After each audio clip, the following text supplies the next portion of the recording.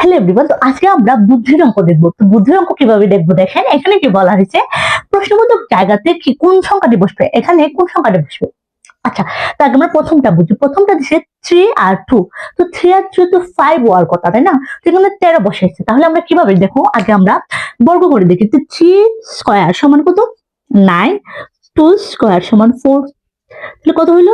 9 আর 4 হয় 13। তাহলে এটা হচ্ছে, তার মানে কি এই সংখ্যা এবং এই সংখ্যাটা আমরা বর্গ করলে, যে সংখ্যাটা বর্গ করে যদি আমরা সংখ্যাটা যোগ করি তাহলে এই সংখ্যাটা দেখো। এটা যদি আমরা বর্গ করি তাহলে দেখো, তো এটা যদি বর্গ করি 4 স্কয়ার 16 এবং কি 8 স্কয়ার 64।